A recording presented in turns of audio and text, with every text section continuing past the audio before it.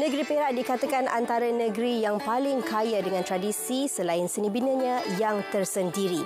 Bersama kami menyelami kehebatan seni bina lama dalam Tratah Tradisi.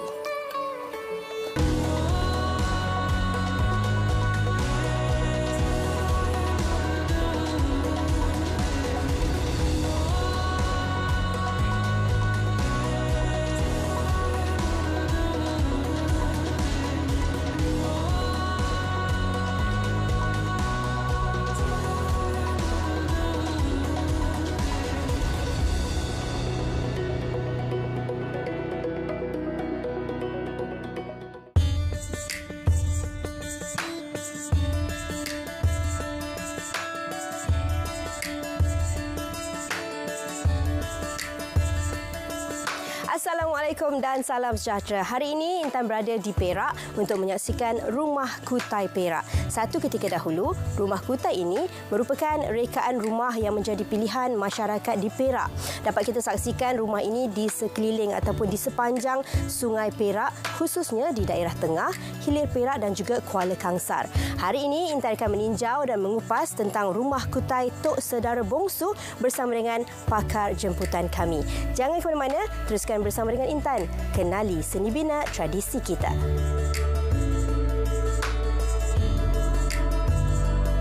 Baiklah, sekarang ni Intan bersama dengan Prof. Madya Sabriza Rashid yang akan bercerita dengan kita dengan lebih lanjut lagi tentang Rumah Kutai Tok Sedara Bongsu. Okey Prof, boleh tak Prof ceritakan ke kita, kongsikan kita tentang sejarah rumah ini sendiri? Tentang rumah ini, namanya dipanggil sebagai Rumah Tok Sedara Bongsu. Jenis kalau ikut seni bina, kategori seni binanya adalah seni bina rumah kutai ataupun rumah bumbung Melayu ataupun rumah bumbung panjang. Kalau ikut kajian yang kita kaji, dia berusia lebih daripada 150 tahun. Ini antara sampel rumah kutai yang terbaik, yang masih tegak lah, yang boleh menjadi rujukan kepada rumah-rumah yang lain lah.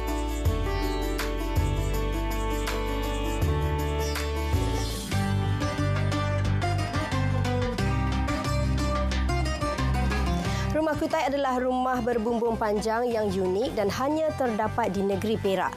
Kutai pada bahasa asal masyarakat Perak adalah tua. Untuk memahami dengan lebih lanjut tentang Rumah Kutai Perak ini, kita bersama dengan pakar jemputan kami untuk dalami susun atur Rumah Kutai Perak.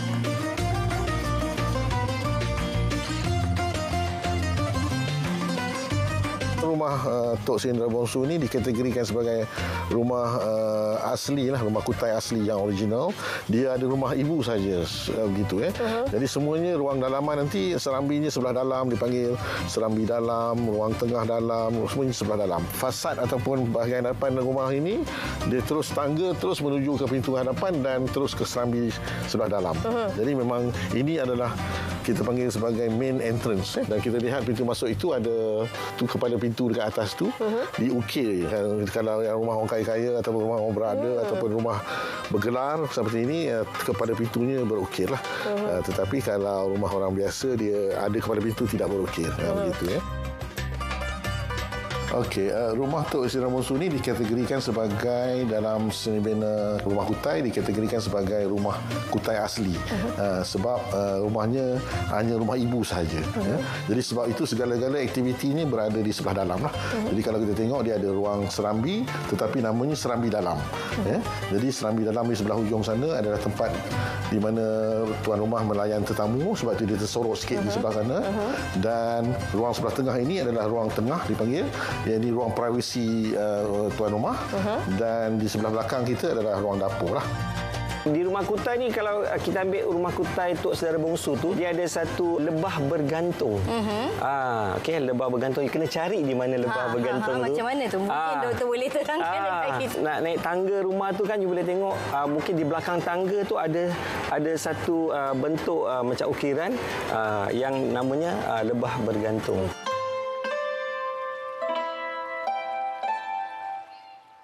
rumah Tok Sri Dara Bongsu yang kita tengok sebelum ini, ia merupakan kategori rumah kutai asli, kita panggil kalau dalam seni bina lah. Dalam kajian seni bina kita mengkategorikan dia sebagai rumah kutai asli sebab dia cuma ada rumah ibu sahaja sebagai dia punya basic. Tetapi setelah masa berlalu, tuan rumah mula menambah-nambah rumah ni.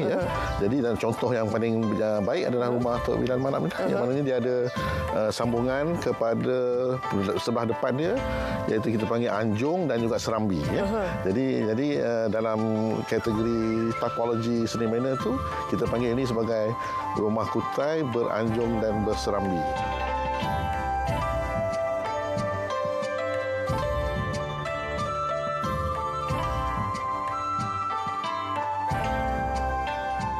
Ini dipanggil ruang serambi, ruang anjung dan juga ruang rumah ibu lah.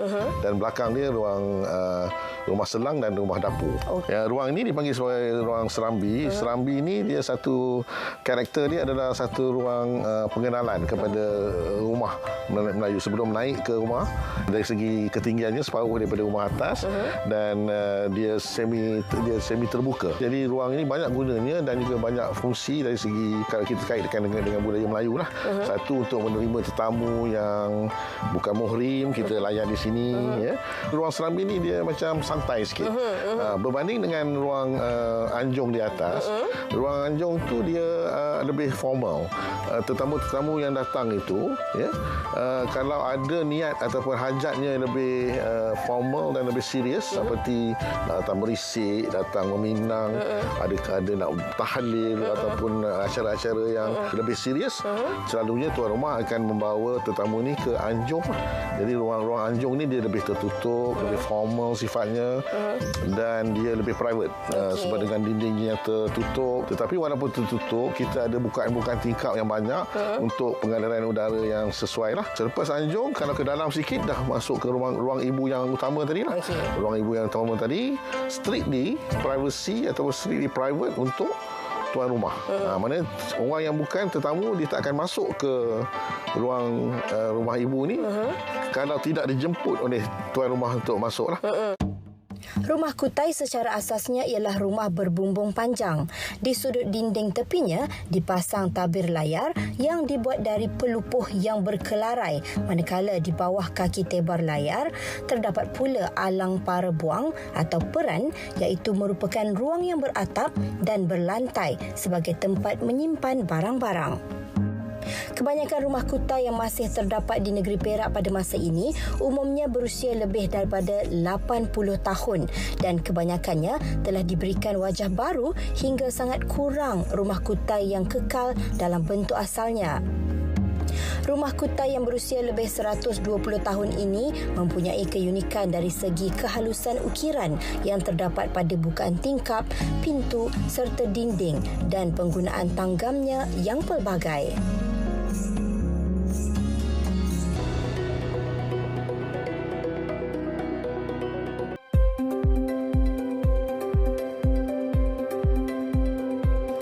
Rumah kutai sememangnya semakin hilang di mamah zaman. Apa yang tinggal pada hari ini kebanyakannya telah diubah suai mengikut peredaran zaman. Hari ini dan dalam segmen ini kita akan saksikan bagaimana kehebatan seni pertukangan Melayu lama. Rumah kutai mengandungi 12 atau 16 tiang pada rumah ibunya. Rumah ibu pula terdiri dari ruang serambi, ruang tamu dan bilik. Di sebelah belakangnya ialah rumah dapur yang dipisahkan oleh ruang selang yang tidak beratap. Bahan-bahan binaan asas bagi rumah kutai ialah dari kayu dan buluh. Kayu digunakan untuk tiang dan rangka bumbung, manakala dindingnya dari pelupuh dan atapnya ialah atap rumbia. Ciri-ciri rumah kutai ini dia sebenarnya rumah yang menghadap sungai. Kalau ikut orientasi rumah ini, di depan kita adalah sungai. Jadi kalau kita tengok semua rumah-rumah kutai yang kita jumpa menghadap sungai lah.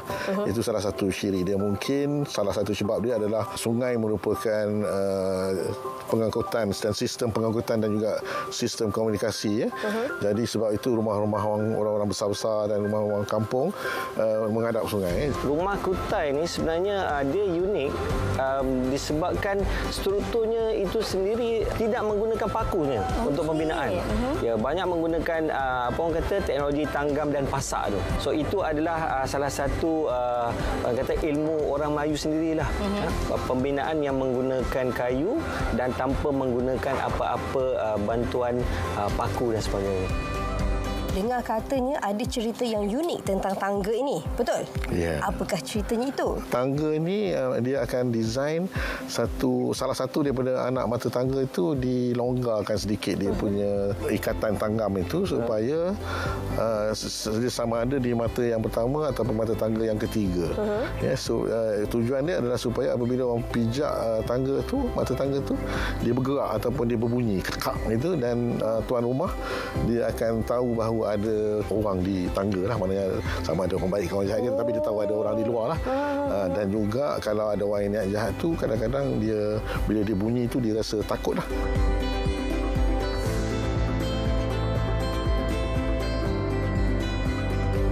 Okey, rumah kutai ni kalau ikutkan asalnya adalah satu bentuk segi 4 sahaja. Ya, rumah kutai ni dia ada dua. Dia ada dipanggil rumah tiang 12 dan rumah tiang 16. Ya, dan rumah kutai ni juga ada yang dipanggil rumah tiang bersusun. Keunikannya adalah dari segi bentuknya itulah. Dan selalunya rumah kutai ni khas dia rumah ibu saja. Dan kalau ada tambahan, maknanya kalau keluarga bertambah ataupun ada keperluan-keperluan lain, barulah ditambah ada serambi, ada anjung. Di sana sini, rumah kutai ini telah ditokok tambah, mana yang telah reput digantikan dengan bahan baru, dan kalau yang asal pun hanyalah struktur bangunan rumah ibunya sahaja, iaitu terdiri daripada tiang rasuk, alang, gelegar dan bumbungnya. Perubahan-perubahan yang sering berlaku kepada rumah kutai ini ialah penggantian atapnya kepada zinc, lantai-lantai bilah jeria kepada lantai papan, bentuk yang biasa digunakan pada masa kini. Bahkan, tambahan ruang seperti ruang anjung telah diwujudkan. Walaupun terdapat tambahan-tambahan, namun struktur asal seni binanya masih mampu mengekalkan identitinya yang tersendiri. Rumah yang ini dikategorikan sebagai rumah tiang 16 lah. Jadi sebab tu dia ada 4 tiang melintang dan 4 tiang beginilah.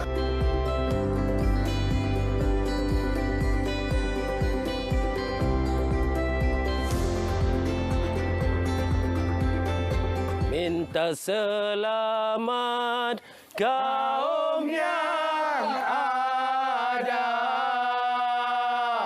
Minta selamat kaum yang ada kepada Allah Tuhan yang Maha Esa, kepada Allah Tuhan yang Maha Esa. Negeri Perak Darul Ridwan, negeri Perak Darul Ridwan, negeri aman damai sejahtera, negeri aman damai sejahtera. Minta selamat kaum yang ada. Minta selamat kaum yang ada kepada Allah Tuhan yang Maha Esa, kepada Allah Tuhan yang Maha Esa.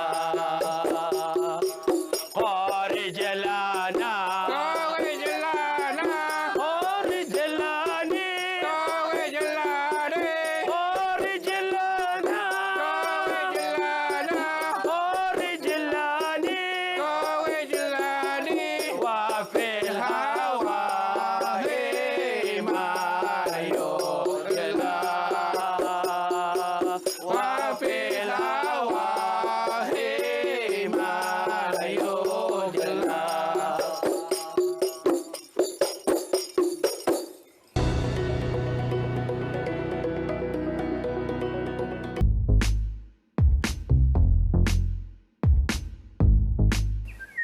Pembinaan rumah tradisi mengambil kira pelbagai aspek, antaranya iklim, suasana setempat dan juga pelbagai kaedah elemen semula jadi yang lain bagi mendapatkan ketahanan binaan. Pelbagai kaedah juga dirangka bagi mendapatkan pengudaraan dan pencahayaan yang baik demi keselesaan penghuni. Rumah-rumah kutai ini dia ruang di sebelah tengah ni tinggi tinggi sebab disebabkan ada bumbungnya yang berbentuk V itu. Ini adalah tujuannya untuk mendapat pengaliran udara yang lebih baik lah. Kalau kita tengok di sebelah atas sana tebal layar yang kita panggil tiga segi itu selalunya diletakkan lubang-lubang angin ataupun dibuat dengan menggunakan kelarai atas tujuan untuk pengaliran udara yang baik. Jadi sebab tu kalau kita duduk di sini kita tak terasa panas kan. Kalau saya nak adaptasikan reka bentuk rumah kutai ni ke rumah moden, nombor satu saya akan memasukkan elemen berpanggung itu sendiri. Seni bina tradisi kita memang sentiasa unik. Dia ada pecahan sebenarnya. Bumbung, dinding dan kaki. So kalau kita tengok pada rumah moden kita ada bumbung, kita ada dinding. Tapi dah tidak berkaki lagi. So itu adalah keunikannya. Jadi untuk rumah Tok Sri Bongsu ni keunikannya adalah tingkap ini. Kalau kita tengok daripada luar dia berukir dan kita panggil tingkap yang horizontal ni sebagai tingkap jenguk. Di depan ada tingkap jenguk, di sebelah ini pun ada tingkap jenguk.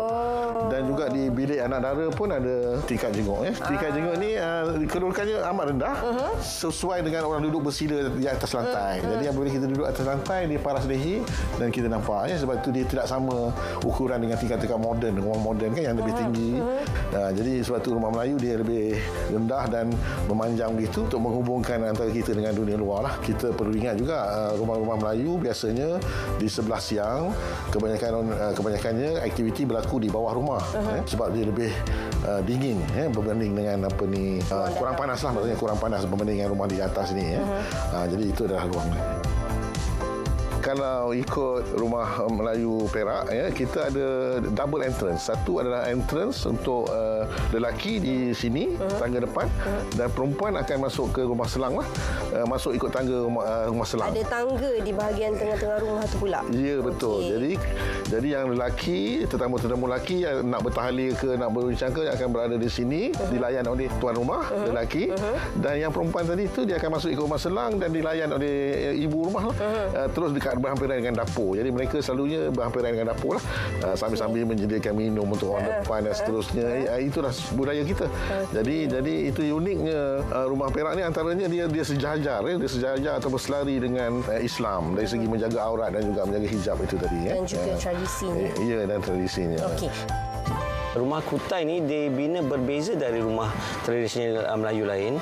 Rumah kutai ni dibina agak tinggi daripada aras tanah lah. Kebanyakan rumah kutai ni dibina berdekatan dengan sungai, menghadap sungai in fact. Dia dibina tinggi supaya mengelakkan banjir. Dan disebabkan dibina tinggi itu juga dia ada kawalan dari segi keselamatan. Kalau kita lihat kepada tangga rumah kutai ni, tangga dia adalah curam. Penceroboh dia datang, dia nak panjat tangga, dia nak turun tangga tu agak sukar. Dia fikir 2-3 kali sebab dia nak lari tu susah nak turun dengan pantas. Itulah dari ciri-ciri keselamatan Itu antara ciri-ciri keselamatannya sebenarnya.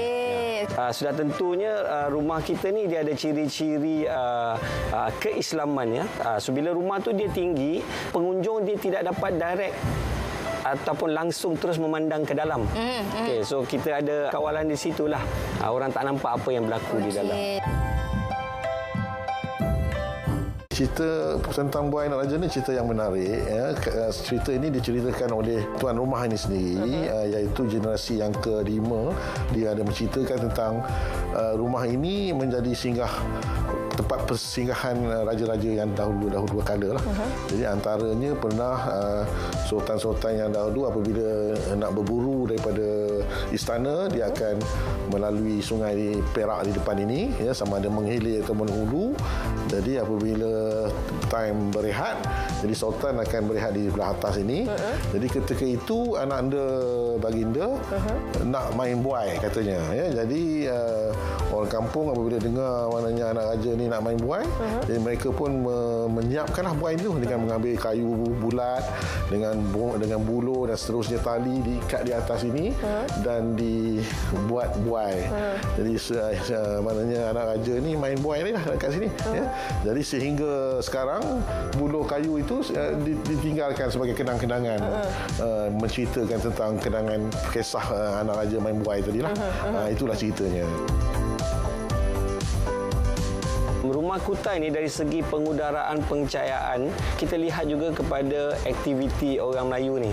Ada yang santai, duduk bersila, ada yang baring dan sebagainya kan. Jadi kedudukan orang kata bukaan tu, bukaan tingkap ataupun bukaan pintu dan sebagainya. Kalau kita tengok juga rumah Melayu ni dia tidaklah terang sangat. Okey, dia ada elemen-elemen yang membuatkan rumah tu lebih gelap, dan elemen ni dia sebenarnya memberikan satu perasaan yang sejuk sebenarnya. Sejuk dan tenang. Keunikan rumah tradisional Melayu seperti rumah kutai ini adalah ianya menggunakan lantai tinggi bertiang. Inilah ciri utama binaan tradisional yang memberi manfaat kepada penghuni bagi mengekalkan keselesaan, termadalaman dan keselamatan daripada bahaya binatang buas dan berbisa. Dari sudut sains bangunan pula, binaan lantai tinggi mampu mempromosi pergerakan angin di bawah lantai tersebut. Dengan penggunaan kayu lantai jarang, angin yang lalu di bawah lantai rumah akan memasuki ruang dalaman bagi membantu proses penukaran dan peredaran udara. Pada kebanyakan rumah tradisional Melayu seperti rumah kutai, jumlah bukaan atau jendela adalah banyak dan menyeluruh, iaitu dari paras lantai sehingga hampir ke siling rumah. Ketinggian bukaan ini adalah sangat sesuai kerana ianya berada pada paras badan penghuni. Sememangnya tidak salah untuk mengagumi seni bina tradisi lama. Malahan tidak keterlaluan untuk mengatakan bahawa kepakaran dan teknologi seni bina tradisi Melayu mampu merentas zaman. Bersambung anjung dengan serambi, riuh serumah orang berbesan. Adat dijunjung, ikut tradisi, menjejak hikmah dalam warisan. Sehingga bertemu lagi, saya Intan Nursaina dalam Teratak Tradisi.